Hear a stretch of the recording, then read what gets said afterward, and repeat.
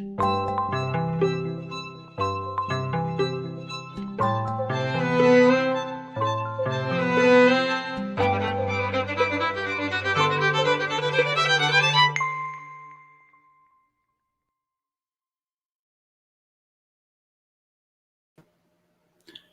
morning. We're back. We're back. This is February 10th, 2021. And and this is episode 170. Whew. Transmission. Boy, we'll be thinking about the big 200 here pretty soon. I know. Though we can have we didn't really have a party for 100. All of our attempts at online parties have failed. Yeah, it's hard to pull off an online party. Yeah, no. Yeah, so hey, CK and Kathleen, good morning. Good morning. And I'm Daniel Wolpert. I direct Mike at the Minnesota Institute of Contemplation and Healing. And I'm Mark Van Steenwyk. I direct the Center for Prophetic Imagination. And so today we have bowed to peer pressure, I think. Mm-hmm. And we really felt the vibe that we should come up with some positive story. Mm-hmm. And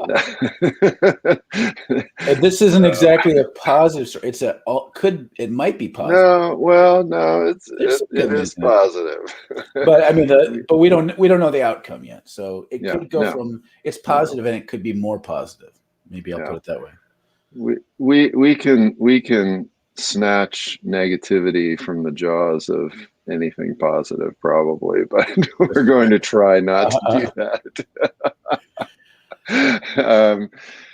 So the story has to do with a union drive, and this is down in Alabama, mm-hmm. which is sort of surprisingly, a lot of people aren't aware, actually has a lot of history of unionizations with different auto plants, different steel plants, manufacturing. So that, is maybe a little odd for the way that people normally think about Alabama, but it's true. And so there is an Amazon warehouse down there that has been organizing for a union drive. Mm-hmm. And they have finally made it through all the hurdles. It's not easy to have a union vote. It is not. And they finally made it. And so voting started today or yesterday. The ballots got mailed out on the 8th. So what was that, Tuesday? And including, and this mirrored the national election, right? They even had a big fight about whether or not they could have mail-in ballots, right? And during a pandemic, and they've succeeded. They got approval for that, so they're having fake ballot mania down there, and this is a big deal because no Amazon place is unionized. And Mark found out a fun fact about Amazon that was surprising to you. Yeah, they're a big deal, obviously, in one of the world's largest retailers. But I had no idea that they're the nation's second largest employer, which makes sense if you think about it. But it shows how quickly, because it really wasn't that long ago that Amazon was just an online retailer. Right. But now especially during the pandemic, this has escalated. They're basically a postal service.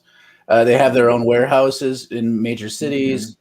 their own transportation systems and delivery systems. Of course, they also make buco bucks from online data warehousing. Right. They're a tech giant. Yeah. So there's all kinds of areas. But as far as workers, you hear about these warehouses, because really warehouses as hubs with transportation, people kind of going out from there, are kind of probably one of the largest sectors of their employees, especially of what we think of as quote unquote unskilled labor, like not people that have studied tech stuff. And so there's tons of these factories everywhere, and Yep. they've kind of shown up in recent years.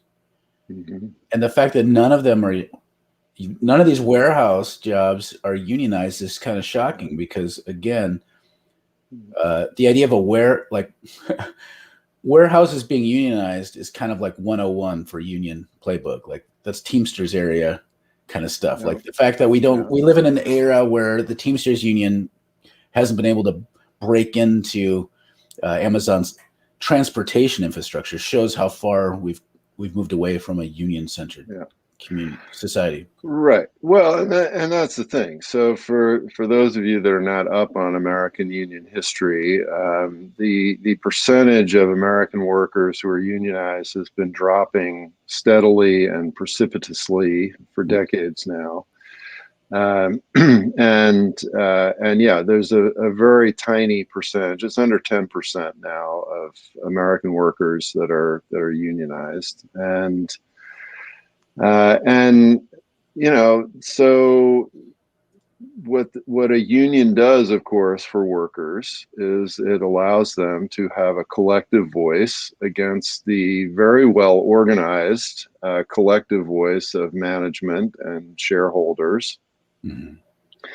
And really, unions are, in some ways, again, in terms of the history, unions are sort of a victim of their own success because so many of the things that they organize for have become standard labor law, and thus people feel, like you don't need unions. It's very similar in a way to some of the anti-vaxxer phenomenon. Like vaccines are so successful and they eliminate diseases, and then people are like, well, why do I need a vaccine? There's no disease. And so people, sort of mooch off of the herd immunity and think they don't need it. So the same thing for unions, right? That so all of the things that we consider to be kind of baseline workers' rights, right? The 40-hour work week, having a weekend, the fact that jobs have some benefits, the fact that you don't have to live where the company tells you to live, the fact that you don't have to shop at the company store. All these kinds of things are the result of union movements, right? These weren't like magically bestowed by these gracious employers, Benevolent employers. the benevolent overlords. Well, and we're seeing all of those things that you mentioned rolled back. Go away. Yeah. Like every single one of them. So like we don't think about this term because like part of it's we're sold a narrative that's false. So this idea that if you work for Uber, and a lot of Amazon jobs are kind of like this too. There's a large chunk of Amazon jobs that are freelance, which freelance sounds cool, but it's really shitty. What it means is you theoretically set your own hours and things, but that means even if you have to work full time in order to make a living, which you do, you're your own employer, so they don't have to provide squat for you, right? And so there's no protections for you. There's no benefits. The idea of having a weekend, pensions, pensions have been gutted for most people for a long time now, but it used to be kind of normative to have a pension for a full-time job for that brief post-World War II economy. There's even like the thing we mentioned in passing yesterday, which we haven't really talked about much, that there's legislation, I don't know what state it is, that wants to have companies be their own government. In Nevada, yes.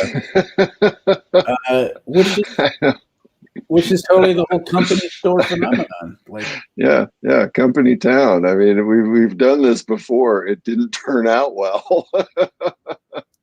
No, and so there's all sorts of reasons for this. Republican successes in just not only at the top, but like muscling in on local politics is dominated by Republicans for the most part. We've seen most people don't remember. Like we don't have enough of a memory to know what the post-World War II economy was like. Right. The idea that somehow everything was getting good until like the 70s was a decline. Most people weren't born before the 70s. So Hmm. we're seeing all this go away. Meanwhile, and the reason why we're seeing this happen at Amazon, why it's important, is we all know Jeff Bezos has gotten just a shit ton richer during the pandemic, Yeah. and that Amazon is more than any other company probably has been a part of the pandemic infrastructure because of how they do a Yeah. good job at delivery services, Yeah. and it's risky for all of those workers. So Yeah. Well, and the interesting thing about this particular movement, and before the show, this was something we were talking about, and what I find fascinating is it kind of mimics the growth of the church too. Is that it seems like, particularly within a society that has this individualistic uh, ethos that we do, that things really have to get pretty bad before people are willing to do some kind of collective activity and organizing. And so I was saying that living up in Northwest Minnesota, I mean, I knew a lot of working class guys who had a very negative attitude towards unions, mhm. mostly because there was this feeling that work was this individual thing, their job was this individual thing. If they didn't like their job, it was their responsibility to find another job. Mhm. And the idea of being part of a collective which might be able to tell them what to do was really abhorrent to them. And again, living in late 20th century, early 21st century America, where there, were all of these somewhat decent working conditions, they didn't really feel the need to do that. But of course, what Amazon has done, right, and this is the thing about what drives workers to unionize. It's not just money, right? It's also working conditions. So, Amazon pays pretty well for what we call an unskilled job, which I hate that phrase, but Yeah, me too. it pays pretty well. So people are like, well, Amazon, pays good, right? You make $16 an hour, $18 an hour, $20 an hour, As some of long these as you're warehouse willing to work jobs. hard and not complain Right. about things, Right. But it's the the hell of thing a that life choice. Amazon is doing, and this is Jeff Bezos's big thing, right? And maybe some of you don't know that Amazon also owns Whole Foods. So I heard an interesting interview with the CEO of Whole Foods, where when Amazon bought them, kind of Amazon taught Whole Foods about this, which is that they are absolutely ruthless at tracking inefficiencies. Mhm. Right? Inefficiencies. And so what that means is that workers are being biomonitored at a level that is, truly sci-fi horror stuff. Every step that you take in the warehouse, whether you stop moving, whether you are moving, whether you're, picking up a package, not picking up a package, are you getting a drink of water? Are you going to the bathroom? Are you standing up? Are you sitting down? And so basically, you're just being treated like a robot. And if you have too many minutes that you are not doing the right thing, you get fired. Right? You get fired if you add up the certain number of minutes over a period of time that you're standing still. uh, you lose your job. And so that working condition is so draconian that people are finally willing to seriously consider organizing. Mhm. Well, the fact that people don't, there's a little bit of a Stockholm syndrome phenomenon. Like, I remember, so I used to be fiercely anti-union. So when I say I was conservative when I was younger, into my mid 20s, I mean across the board.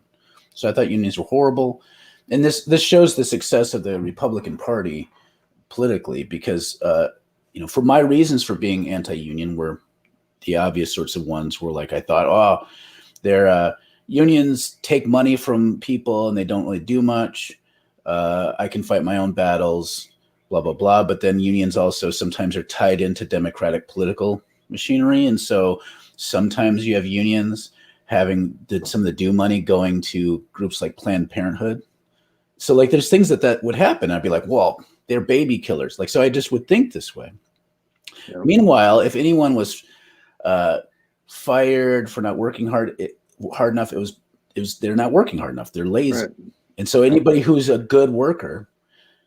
So the Stockholm Syndrome thing is this idea that it's okay and normal for employers to treat you like children, to like babies. I had a friend post something about this on Facebook recently who's working in a union job, and employers generally tend to treat you like you're a baby.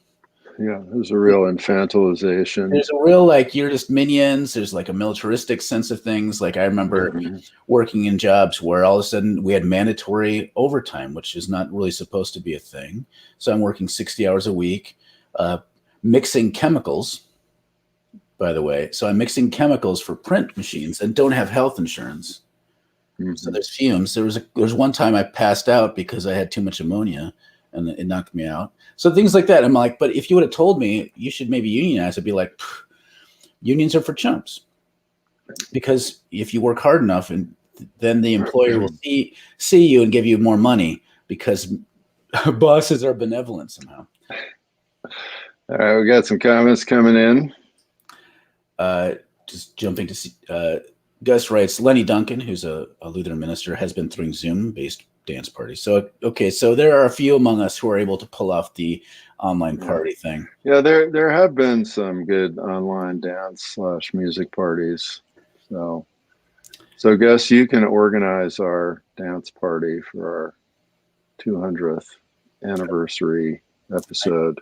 I got some sweet moves. So I think being an at-will employee will be problematic for sure. Kathleen writes, my husband learned in one of his business classes that Walmart puts cameras in the parking lots, not to protect customers, but to detect possible union organizing activity. Right. This is the thing. Go ahead, Dan.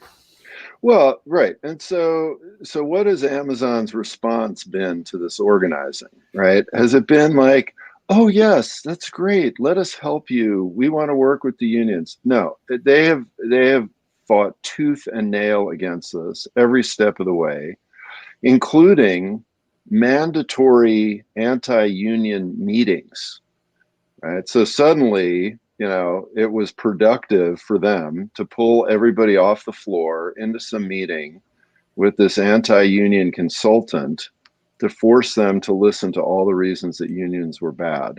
Now that the election is going, they can't have those meetings. So what they've done is, and you can look up pictures of them, they've made these super glossy posters that are in every break room, all over the bathroom place. Stalls. Bathroom, right? About how terrible unions are. Now, and Walmart has done the same exact thing. So here's the deal, folks. If management thinks it's so bad that they're willing to spend millions of dollars to make it not happen, that might be a clue that it's good for workers.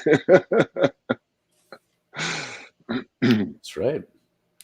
Gus writes, I saw a labor lawyer saying that if all Amazon employees were suddenly unionized, that by itself would be an increase of 13% of private sector union membership. Increase union membership to 13% of private sector workers.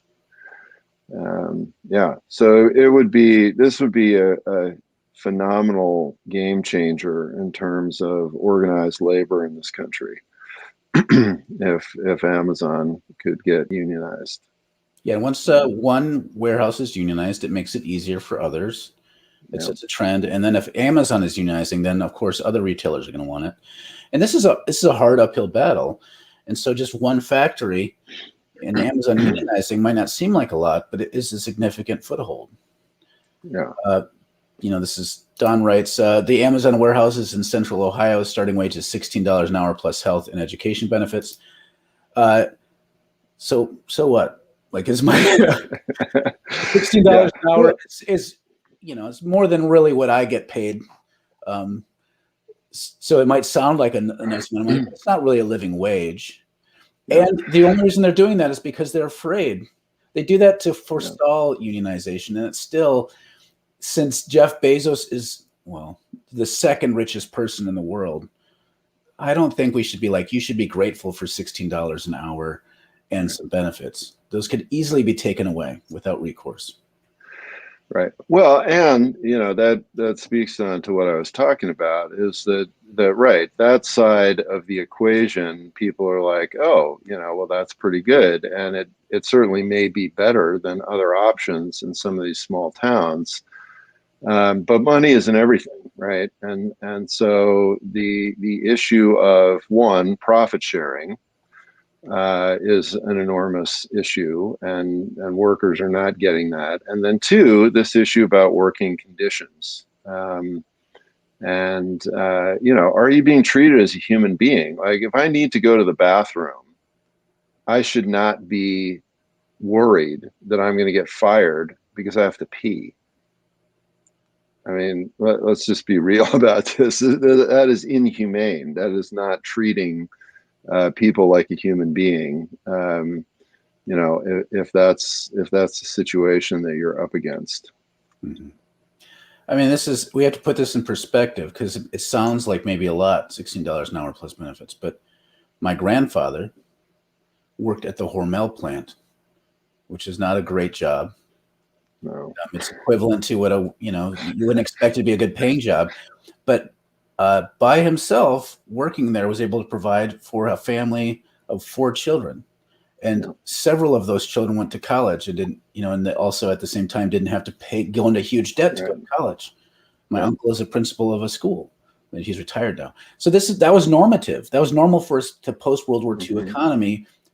Well, not for everybody, but for what we think of as middle class white America. People were kept out of that experience. But companies, we had a time in our society when one person could make enough for a whole family. Yeah. And you can't do that with $16 an hour and benefits. It's a good starting point, but there's no reason we can't have better than that. Because Jeff Bezos isn't like somehow a million times better than one of his workers.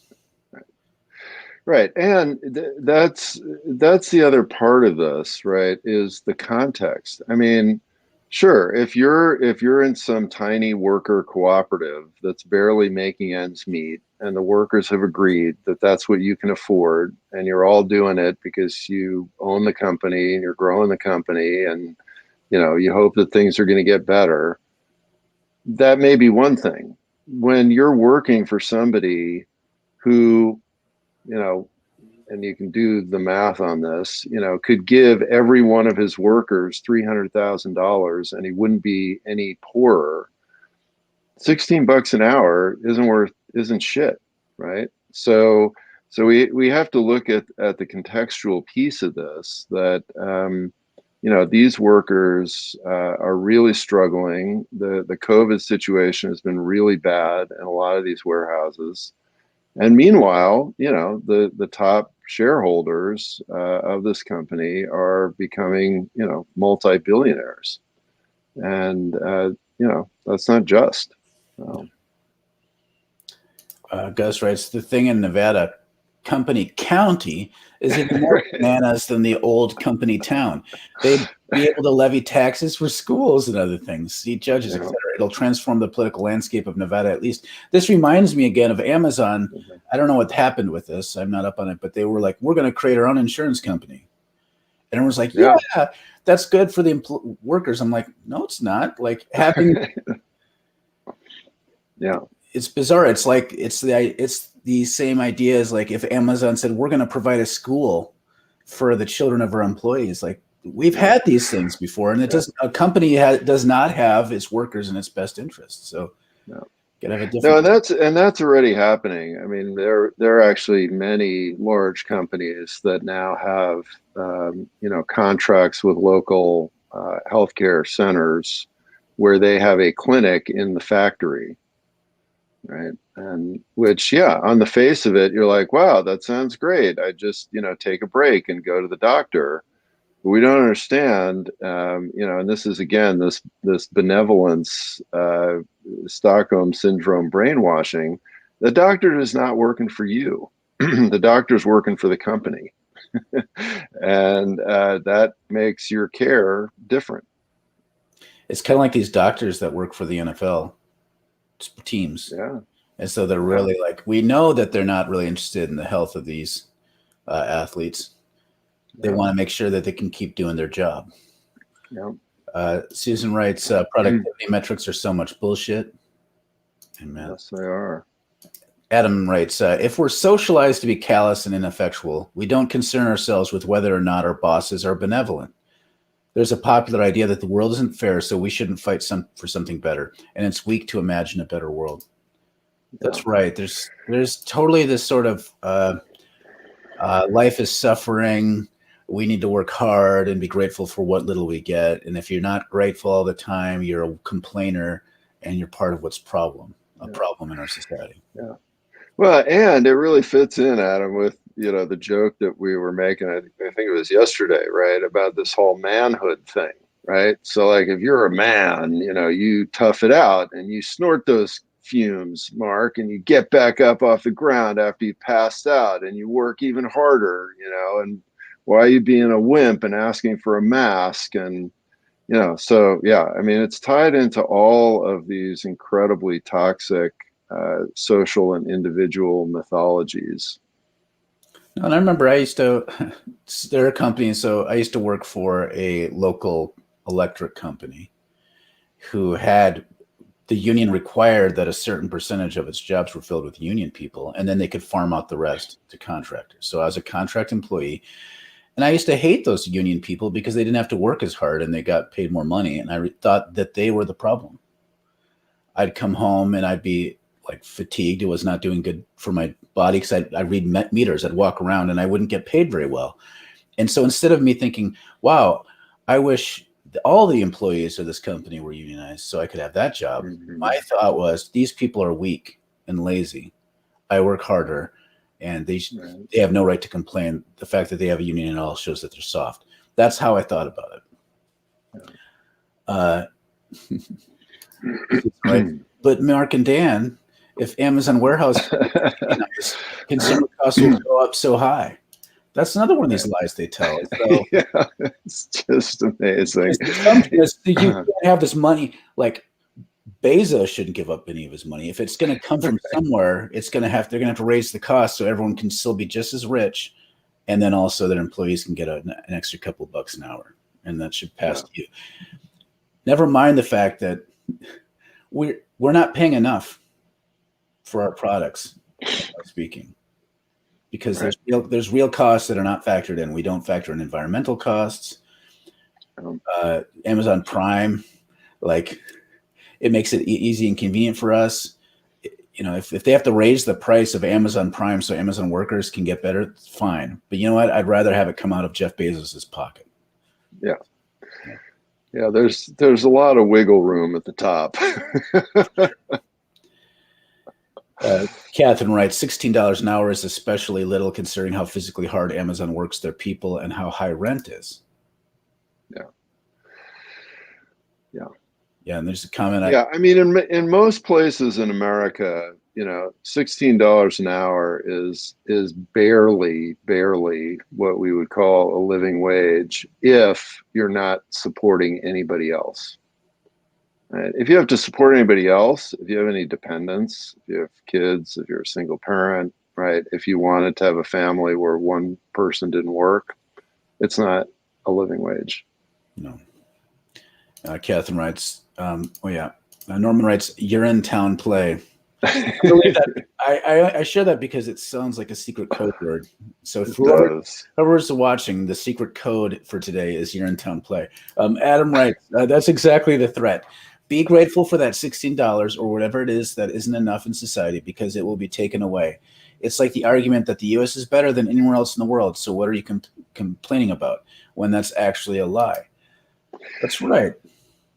Well, yeah, I mean, that's actually a lie, except the threat is incredibly real, right? And that's what all these companies have done, and that's one of the main things that busted unions was globalization. So if you look at the rise of international global corporatization, and graph that against the decline of unions, the two lines track perfectly, right? Because once these companies could say, well, fine, I've got this union workforce in the Ohio River Valley, or I can just pack up the factory and go to Mexico or Thailand or Vietnam or Bangladesh or China or South Korea or wherever. That's a great way of union busting, because the laws that protect unionization in America can't get to me in those places. And so, we'll just pick up and go. And those are some of the costs that what you're saying, Mark, are not factored in, right? Because if the company is not having to pay the real cost of shipping and the real cost of environmental degradation, and we should think long and hard. I mean, if we go into a store, I was thinking about this a while back because I was in some clothing store with somebody, and there are these shirts, women's shirts, that were made in Vietnam that were selling for like $2. And I was like, okay, if there's a piece of clothing in this store, so we're paying for the store is in existence, we're paying for whatever raw materials the shirt is made out of course, with some kind of synthetic thing. Like, to be able to sell this shirt for $2, there's something really wrong. Mm-hmm. Like, there's a lot of bad things behind that. But this is part of the individualization, right? People go into the store and they're like, awesome, there's a shirt for $2. Rather than thinking, am I in solidarity with the workers that are in some sort of slave labor sweatshop somewhere that are making this, and we're destroying the earth because there's subsidies for oil that is spinning out this weird synthetic thread that this thing is made out of, et cetera, et cetera. I mean, we just don't think about that. No, and there's all sorts of other things. Like, so it used to be, this was before my time, but you'd get milk from glass bottles delivered. And when you buy stuff in stores, it wasn't plastic. And so then the companies started pushing this because it was cheaper for their bottom line. And then they passed the buck to us, saying, like, if you don't want plastic everywhere, you need to recycle. Right. Yeah. And so the cost, like, who's paying for that plastic? Yeah. The whole of humanity is paying for that plastic. We're not paying up front. The company's not paying up front for the actual cost of cleanup. All this stuff is hidden and obscured. And then the narrative has been rewrapped as though this is all an individual's responsibility to recycle instead of a company's responsibility to actually factor in real costs and be forced by its workers and a democratic society to be ethical. So the fact that seems bizarre and radical shows how deeply entrenched, really crappy, neo-fascist logic has into our society. Speaking of a few more comments, and then we'll wrap up. Adam writes, this conversation is reminding me of that Simpsons episode where Homer finds a dream job with a new company that's run by this really nice guy whose business is actually his secret. Speaking of which, Jeff Bezos is 100% Lex Luthor. Right. That's from yesterday. Yeah. Adam writes, the lie is, again, that the U.S. is better than anywhere else. The threat is not a lie. Because here we can say, well, if you don't work hard and keep your job, you'll end up homeless, and it's your own fault if you die. Like, that's really the bottom line of our society. Adam writes, the laws that make people monitor their own behavior so you don't have to are the most effective. You ever sit at a red light for 10 minutes on an empty street in the middle of the night? Apply that to union. Yeah, that's a great example. That pisses me off every time I do that. So, Catherine writes, excuse me while I go scream about the idea of biomonitoring. I'm very good at my job, but I'd never be able to conform to robot standards. There's such an intimate violence to a boss counting your breaths and breaks and pee breaks. It's a disabilities justice nightmare.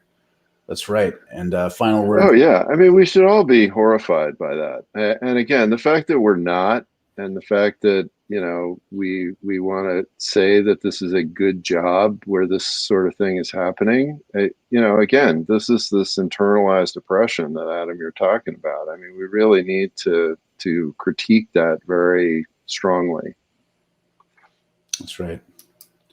Gus says it's worth noting which jobs can and cannot be outsourced. There's a reporter for a newspaper in California who is outsourced to India. Phone calls and Google searches make it possible. Warehouse work would be really hard to outsource. That makes it an excellent sector to try and unionize. That's right.